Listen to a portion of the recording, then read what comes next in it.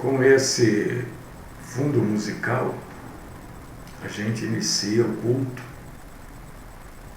E a gente inicia sempre o culto aqui. Eu entendo que deveria ser assim de uma maneira geral, né? Orando. Deus eterno, nosso Pai, nosso Senhor, nosso Criador, nosso sustentador, perdoador, libertador. Eu quero agradecer ao Senhor nesta manhã por mais uma semana que o Senhor coloca à nossa disposição, uma semana que o Senhor nos dá para que a gente possa viver um presente do Senhor. Viver, aprender, crescer na graça e no conhecimento do Senhor. E eu peço que o Senhor receba o nosso culto, simples, mas com verdade, com o temor do Senhor nos nossos corações.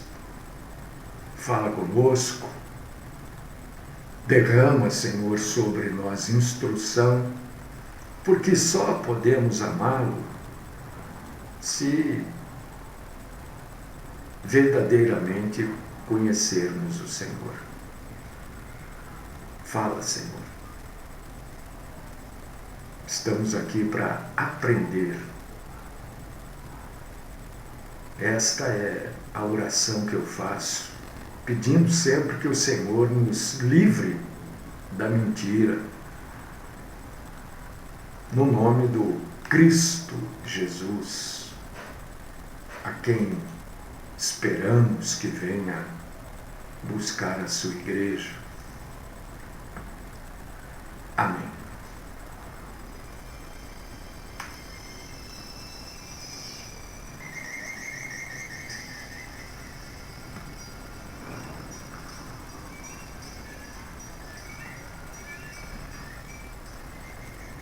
Meus irmãos em Cristo, minhas irmãs em Cristo, vamos abrir a Bíblia nesta manhã. Gênesis, capítulo 1, versículos do 26 ao 28. De onde vem a nossa alma? A nossa alma vem da onde?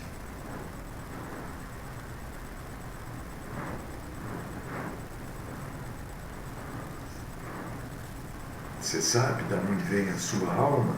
De onde veio? A minha alma veio da onde? Então eu quero convidar você para a gente ler a Bíblia e depois eu vou trazer para você aqui 4 teorias. Presta atenção. Eu não gosto de ficar falando presta atenção, porque na verdade, se a pessoa quer prestar atenção, ela presta, não precisa eu falar, né? São teorias.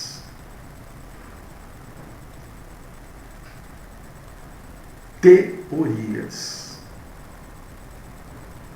São ideias, posicionamentos a respeito do assunto. Quem está certo? Deus está certo. E determinadas coisas, irmãos e irmãs, a Bíblia não deixa muito claro para a gente. Talvez Deus não queira que a gente saiba, mas Deus quer que a gente tente saber, pelo menos. Por causa disso que surgem as teorias, as ideias, os pensamentos a respeito de muitos assuntos.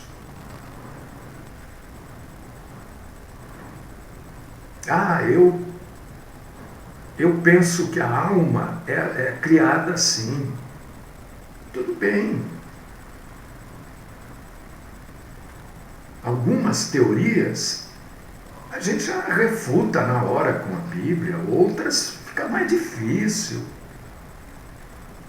Mas não é porque o sujeito pensa de um jeito que ele é condenado ao inferno.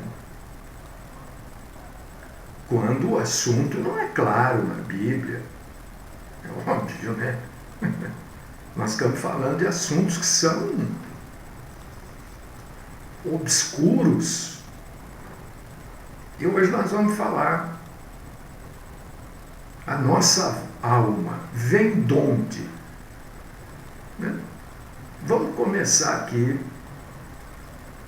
Porque eu quero dizer para você, aqui não tem água com açúcar não, viu? Se você quer água com açúcar, você está cheio de igreja aí que ontem pregou água com açúcar de manhã, de tarde e de noite. Água com açúcar, só água com açúcar. As pessoas saem de lá contentes, felizes, satisfeitas, achando que tudo... E daí o tempo vai passando, as horas passam, os dias passam, não acontece nada, chega o outro domingo, as pessoas voltam lá, recebem mais um pouquinho de água com açúcar, vão ficando barrigudas, cheio de verme na barriga, e o tempo vai passando. Aqui não tem água com açúcar. Aqui eu não vou ficar dizendo para você que tudo vai se resolver, porque tem coisas que não vão se resolver. Eu tenho coisas na minha vida que não vão se resolver, olha. Não porque daqui 10 dias, porque Deus está me falando, é tudo mentira. Tem gente que acredita. Então aqui é comida sólida. Eu não gosto de pensar. Ótimo, vá fazer outra coisa da vida então. Ninguém é obrigado a estar aqui cultuando a Deus. Tá cheio. Se você ligar nessas rádios evangélicas agora, é só água com açúcar, pode ver lá. Testemunho, são pessoas recebendo oração. Vai lá. Mas está mandando as pessoas embora? Não, absolutamente. Eu estou dizendo que quem quer água com açúcar tem que procurar água com açúcar. Aqui não tem água com açúcar. Eu não vou mentir para que as pessoas cultuem a Deus com a gente. Aqui é alimento sólido. Eu não gosto de pensar. Isso. Então, aguente as consequências. Gênesis. Você é grosseiro. Não sou grosseiro. Estou sendo claro com vocês. Eu vou mentir? Normalmente as pessoas que chamam a gente de grosseira é porque a gente fala a verdade. Tem gente que não gosta, né? Gênesis 26 ao 28. Também disse Deus: façamos o homem à nossa imagem, conforme a nossa semelhança. Tenha ele domínio sobre os peixes do mar, sobre as aves dos céus, sobre os animais domésticos, sobre toda a terra e sobre todos os répteis que rastejam pela terra. Criou Deus, pois, o homem à sua imagem, a imagem de Deus o criou. O homem e a mulher os criou. Deus os abençoou e disse: sede fecundos, multiplicai-vos, enchei a terra, sujeitai-a, dominai sobre os peixes do mar, sobre as aves dos céus e sobre todo animal que rasteja pela terra.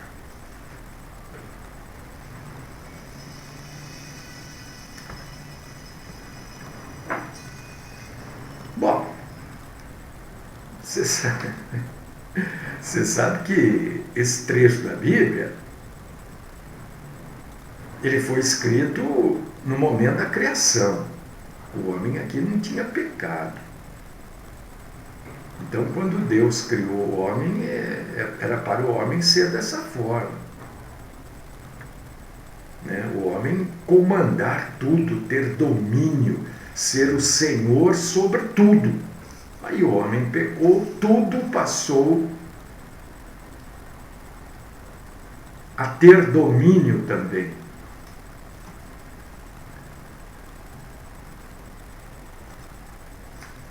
O homem domina sobre os peixes? Claro que não.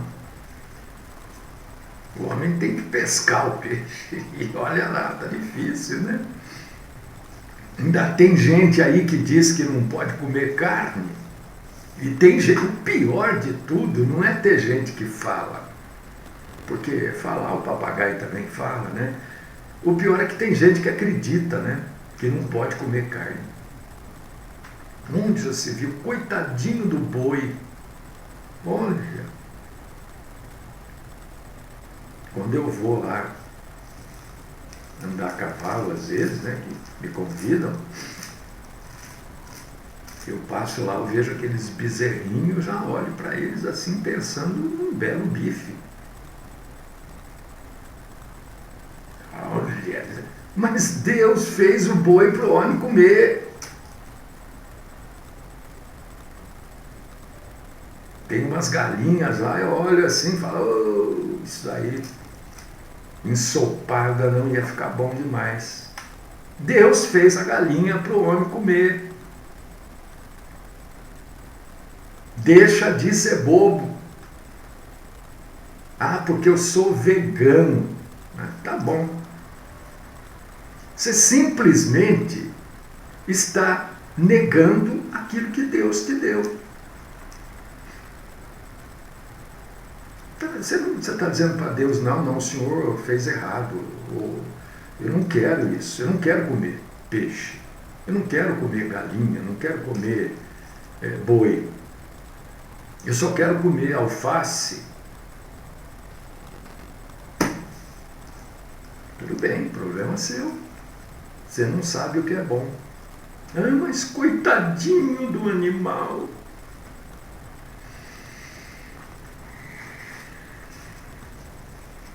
Qual é a origem da alma? Da onde vem a alma? Bom, é verdade, né, gente? Ninguém pensa igual nesse mundo, né? Ninguém pensa igual. Por causa disso que tem eleição. Eleição.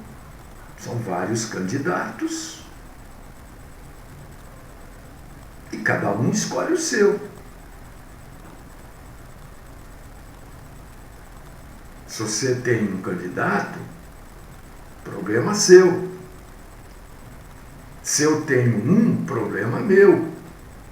Se a maioria tem o seu como candidato, passa a ser problema nosso.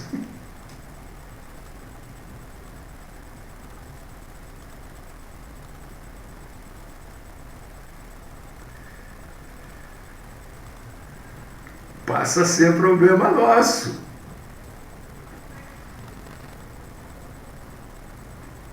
Porque se a maioria escolhe errado, né?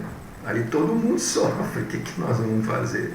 Porque é assim, na democracia é desse jeito.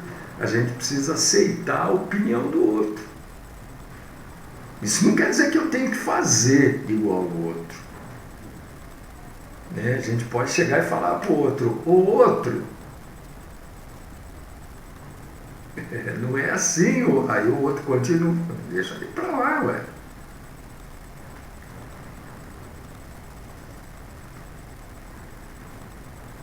Não é fácil, queridos irmãos e queridas irmãs, determinar a origem da nossa alma. Não é fácil. separei aqui 4 teorias a respeito do assunto, né?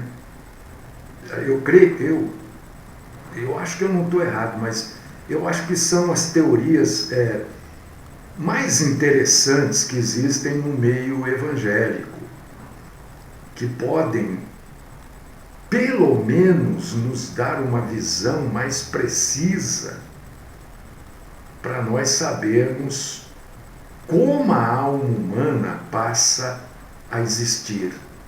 Eu não vou determinar para você, porque não tem jeito, né? Eu posso dizer, olha, essa é a mais aceita. Eu não posso dizer, esta é a correta. Entendeu? Porque é difícil, né?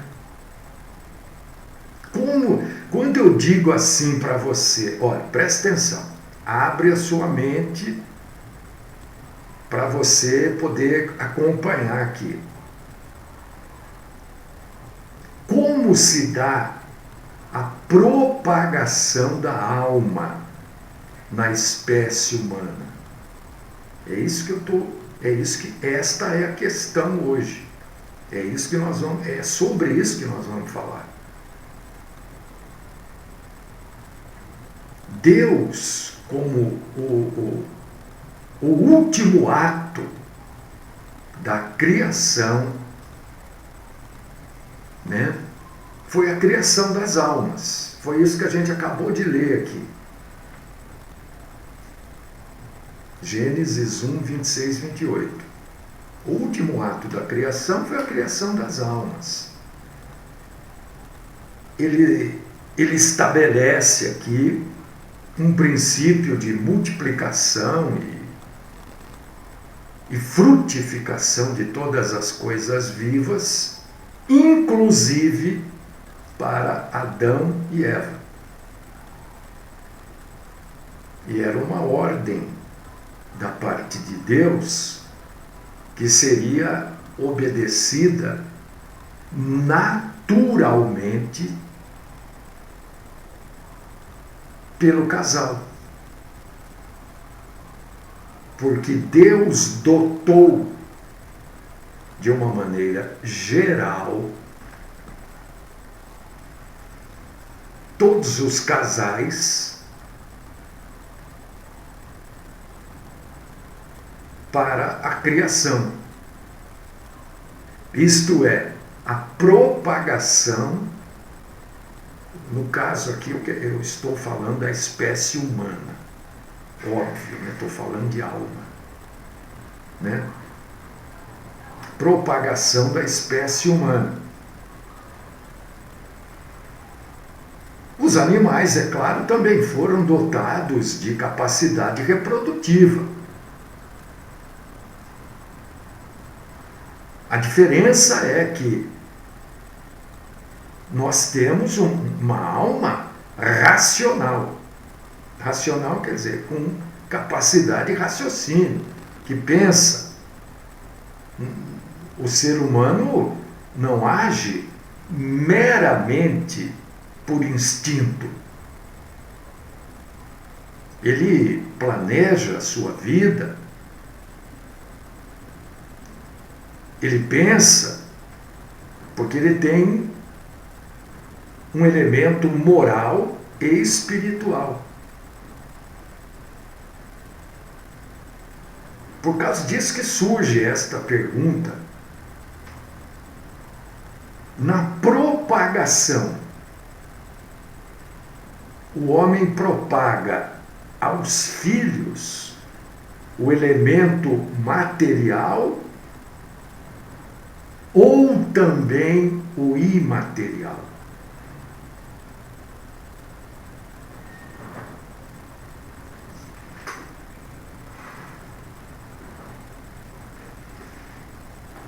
Obrigado, irmã Maria. Isso é para o irmão que perguntou aí. A irmã gentilmente colocou aí Levítico 11:13 para o irmão. O irmão não lê Bíblia mesmo, mas tudo bem. Cada vez que ele participa com a gente aqui, ele vai crescendo um pouquinho na graça e no conhecimento do Senhor, né? Tem importância. Ele vai aprendendo as coisas. E acho que é por causa disso mesmo que ele participa, mas esse é o intuito mesmo, né? Então, o pai, a mãe, eles transmitem para os filhos, é claro, eu não vou falar aqui de gene, porque aí nós vamos entrar na parte científica, e eu não tenho capacitação nenhuma nesta área. Nós vamos falar aqui, o homem transmite, né, a parte material para os filhos. E a parte imaterial? Transmite também?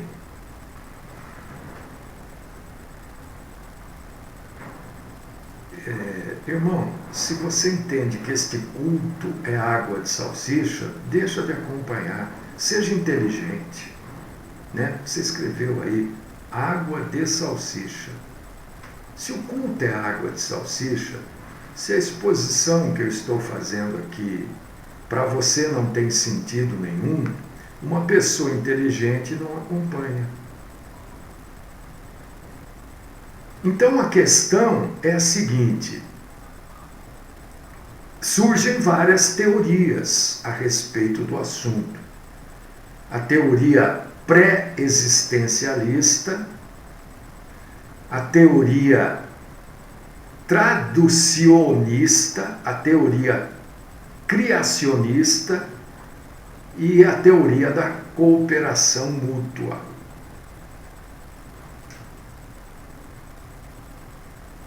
Eu creio que são as 4 principais teorias a respeito da criação da alma. Então eu vou trazer mais ou menos assim, a grosso modo, o que cada teoria dessa fala. Talvez você acredite numa delas e nem sabe que isso é apenas uma teoria. Porque a Bíblia não esclarece esse assunto para nós. Mas nós, como seres inteligentes, que Deus nos criou com a capacidade de raciocínio e pensar, né? A gente precisa pensar a respeito de todos os assuntos. Nós temos uma alma. Os meus filhos têm alma e os filhos dos meus filhos têm alma também. Da onde vem isso? Se você não tem interesse no assunto, abandone o culto e vá fazer outra coisa. Não pensa que Deus vai te castigar por causa disso, não. O assunto não lhe é interessante. Eu gosto de coisas que me são interessantes, né? Se a coisa não me é interessante, eu deixo para lá. Então, se este assunto não é bom para você, vá fazer outra coisa, né? A teoria pré-existencialista a respeito da alma, e esta teoria, eu quero esclarecer para vocês que ela não tem respaldo bíblico. Essa não tem. Porque os defensores desta teoria dizem, né, que independentemente da origem imaterial da alma, ela sempre existe. É o que essa teoria diz. Trocando assim em miúdos, viu? Estou tentando, né? Essa teoria diz que é como se existisse no mundo espiritual um depósito de alma.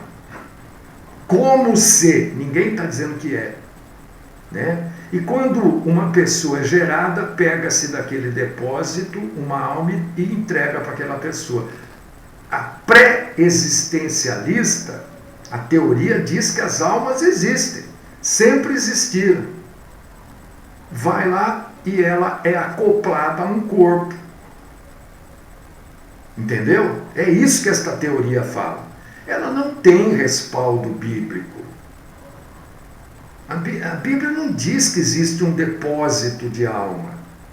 E esta teoria começa a ser tendenciosa, porque ela começa a cair um pouquinho para a parte da reencarnação, da transmigração de um corpo para outro, entendeu? E ela esbarra muitas vezes até em formas inferiores de vida. Então, ela não tem sustentação bíblica. Porque ela traz dentro dela a ideia de que as pessoas sempre existiram neste depósito de almas. Existiram de maneira inconsciente, mas sempre existiram. Isso não tem sustentação bíblica, entendeu? A segunda teoria é a teoria do traducionismo. Eu não vou falar de onde vem daí do verbo latim traducere, que quer dizer levar, traduzir, transportar, transferir, enfim, não é esse o assunto. O assunto é que esta teoria do traducionismo a respeito da alma diz que a raça humana foi criada imediatamente em Adão, no que diz respeito ao corpo e à alma. E que ambos, corpo e alma, são propagados pela geração natural. Quando há a geração de um novo ser fecundando o esperma no óvulo da mulher, entendeu? Está se criando também uma alma ali. Essa é a teoria do traducionismo. Esta teoria foi apoiada, né? Aliás, ela foi criada por Agostinho de Hipona, que sustentou essa teoria até a sua morte. Porém, esta teoria, ela tromba com a Bíblia, ela bate de frente com a Bíblia, porque essa teoria nega a declaração bíblica de que o homem foi feito à imagem e semelhança de Deus, porque ensina que Deus transferiu para o homem, transferiu para Adão e Eva os meios deles terem descendentes à sua própria imagem e semelhança. Entendeu? Apesar de Agostinho de Hipona ter defendido, ele criou essa teoria e defendeu, está certo defender. Mas hoje a gente consegue entender que essa teoria, naquela época não se entendia que ela trombava com a Bíblia. Mas hoje a gente consegue ver que Deus não transferiu para Adão e Eva, né, esta capacidade de criarem semelhantes a eles mesmos. Porque nós somos imagem e semelhança de Deus, não de Adão e Eva. Entendeu isso? A terceira teoria é a do criacionismo. De repente você crê na primeira teoria, que é a do pré-existencialismo. Olha, ninguém vai para o inferno porque crê de uma maneira que não é esse o problema. Nós estamos aqui conversando, nós estamos crescendo na graça, no conhecimento de Deus, das coisas santas. Você pode crer do mesmo jeito que Agostinho cria, não tem problema. Eu só estou expondo para vocês, meus irmãos e irmãs, algo a respeito do assunto, que nunca você vai ouvir isso dentro de uma igreja. Nunca, não importa, nunca vai ouvir. A terceira teoria fala do criacionismo. O que essa teoria diz? Ela diz que Deus cria direta e indiretamente uma alma e um espírito para cada corpo. No tempo da concepção, a teoria criacionista diz que no tempo da concepção, Deus cria uma alma e um espírito para o corpo. O corpo é gerado na fecundação do óvulo através do espermatozoide. Mas Deus cria uma alma e um espírito naquele tempo. Você vê que esta teoria do Agostinho de Hipona, o traducionismo, ensina que a alma e o espírito do homem são gerados com o corpo. E aqui diz diferente, não é a mesma coisa.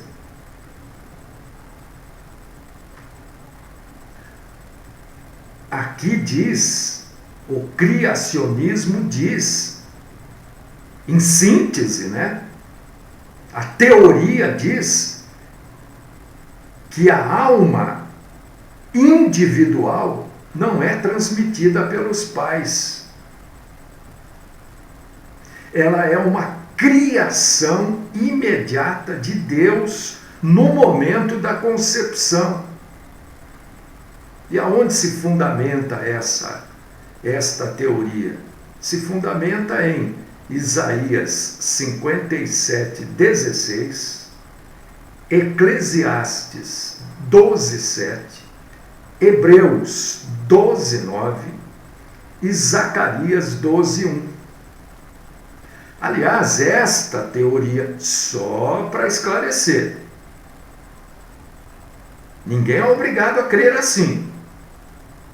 Esta teoria chamada de criacionista é, talvez, a mais aceita entre os evangélicos. Mas isso não quer dizer que ela esteja certa, hein?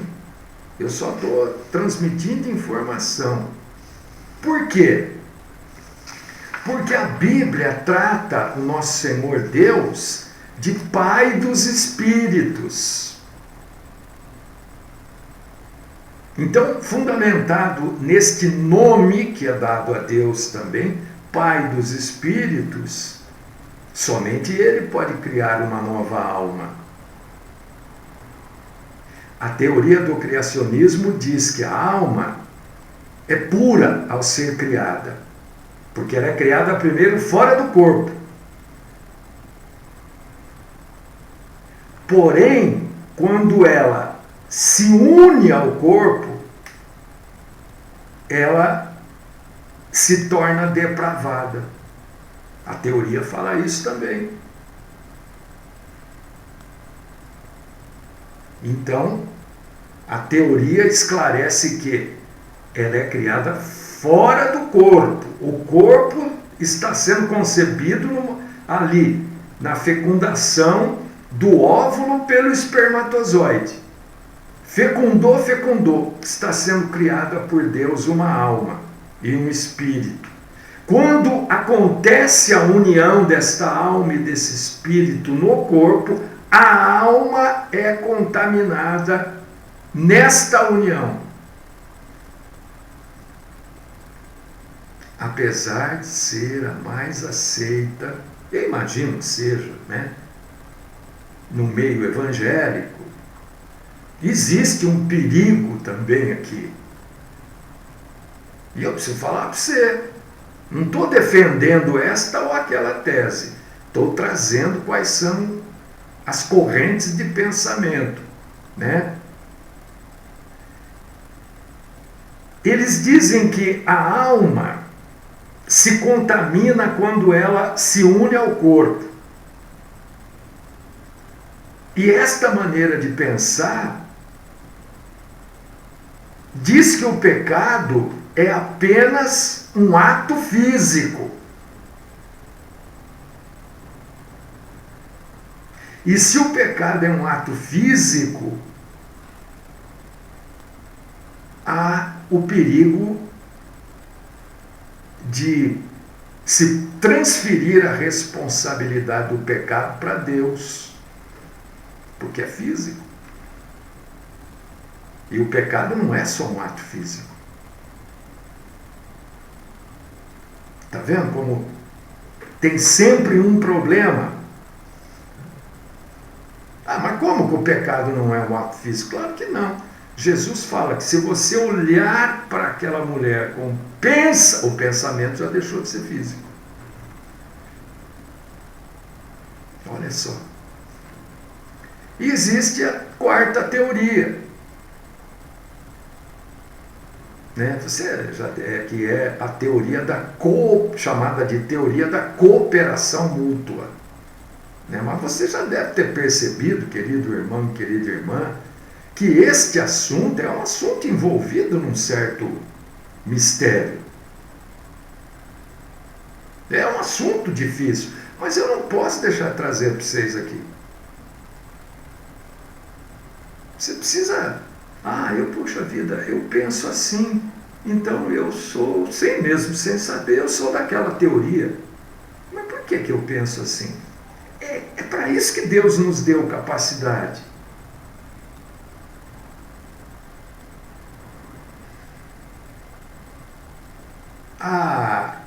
Essa teoria da cooperação mútua, ela tem um pouco de ponderável, tanto da parte de Deus como da parte dos pais. O que diz a teoria da cooperação mútua? Quando os pais, pelo ato sexual, né, concebem e geram uma criança, naquele mesmo ato da concepção, automaticamente, é o que diz a teoria, o ato criativo de Deus entra em ação com a criação imediata da alma e do espírito. Por que é chamada de cooperação mútua? Porque tanto o humano quanto Deus cooperam nesta ação. Os humanos cooperam criando o corpo e Deus coopera criando a alma e o espírito. Então, tanto o homem coopera como o Pai dos Espíritos, o Senhor Deus coopera, por causa disso que é chamada de cooperação mútua.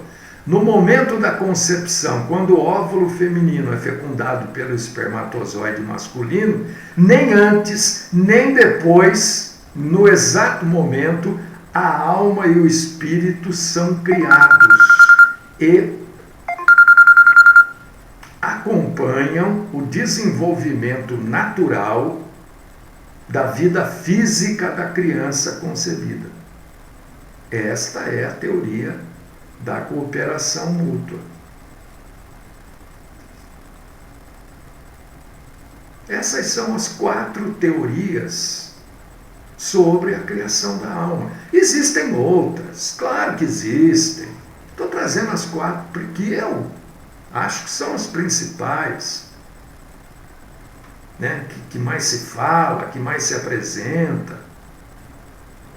Você acredita na que você quiser. Talvez você creia assim, mas não sabia que o nome daquilo que você cria era a teoria da cooperação mútua. Entendeu? Então, quando a gente trata deste assunto, queridos irmãos e queridas irmãs, relacionado à alma, a gente não pode esquecer que nós estamos falando de algo imaterial. Imaterial. E ao homem não é dado entender, compreender todas as coisas. imateriais e nem todas as coisas materiais. Mas ao abordar esse assunto, eu quero dizer para vocês que a nossa alma, ela é um bem muito precioso que nós temos. E ela precisa ser, por que abordar esse assunto? Para dizer para você que a nossa alma, por ser um bem extremamente precioso, ela precisa ser tratada, meu irmão, minha irmã, e administrada para a glória de Deus, não para a glória de homens, de pessoas, mas para a glória de Deus. Então, este assunto nos leva a pensar como nós estamos tratando a nossa alma.